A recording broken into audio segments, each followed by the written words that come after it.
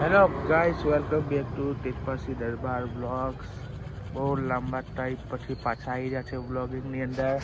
આ છે આપણા મિહિરભાઈ, નીતિન જાની. જય શ્રી મહાકાલ. હા, જય શ્રી મહાકાલ. તો ક્યાં જવું છે આજે? ડભોડા દાદાને મળવા. શનિવારે છે ને ડભોડા જતાઈએ.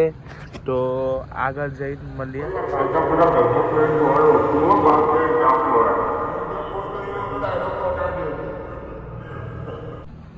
કઈ બોલું હે? બાપુ જય માતા. અરે જય માતાજી. અમારે એક મિત્ર આવા હોય એમની રાહ જોઈને બેહાઈએ. અને અમારા નીતિનભાઈ તો જોવા જે શેઠના જેમ બેહા, એમનું તો ઠીક, આ ભાઈ તો ઊંઘી જ જ્યા હે. એ હરખો બે મારે બેવું હે. મંદિરમાં જઈએ બેલા. મંદિરમાં જવું હે? ઓ શેઠજી, ચલો ને મંદિરમાં બેહીએ તો હું હરખો બેહી શકું.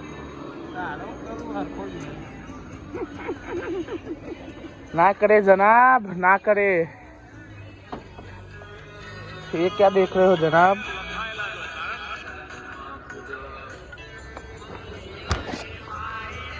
કેટલી વારમાં જવું છે ડભોડા? પેલા ભાઈનો ફોન આવે એટલી વાર. એવું? હા, આપણે અંદર મંદિરમાં બેહીએ, કોઈ નહીં, શાંતિ બેહા છે. એટલું હો હતો ને. હાલો. હાલો. મેં તો ઊંઘું એ બધું કોઈ સાઈડમાં.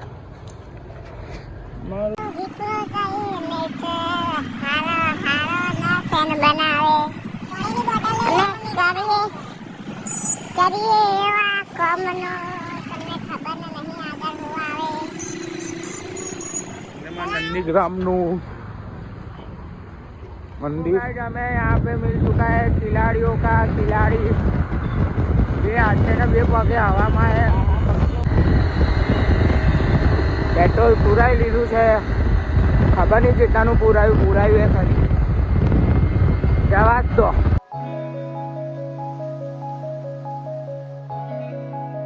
પહોંચી ગયા ડભોડા. આવી ગયો બોર્ડ આવી ગયો. આવી ગયા છે ગાય ડભોડિયા હનુમાન દાદા. નીતિનભાઈ, રોહિતભાઈ ને આપણો ડેટ ફૂટ્યો. મોજ હે મોજ.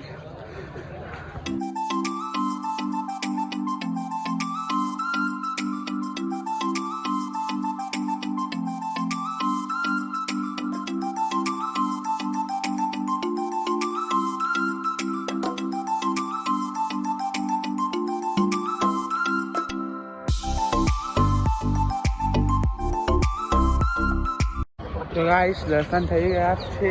બે હાથે ભૈયા ચાંદલો આડો જ લગાવ્યો છે દર વખતેના જેમ. તો ભાઈ ગાઈસ, અહીંયા ડભોડાની અંદર શાક કીટ ભરાઈને શાક સસ્તું મળે છે. આ ભાઈ એવું કહે છે. આપણા નહીં લેતા. આ ભાઈ અઠવાડિયે આવીને 10 કિલો શાક લઈ જાય છે ડભોડાથી. ખોટું ના બોલે. અહીંયા સસ્તું મળે. મગફળીઓ મળે. આ જો શક્કર ટેટી તારા જે મુઠ્ઠી પાડી ટેટી. Accident हो गया किसी का. ચલો આ ભાઈને ઘેર મૂકીએ. બ્લોગ સમાપ્ત થાય છે. ના હજુ આવશે થોડું આગળ. ચલો બાય.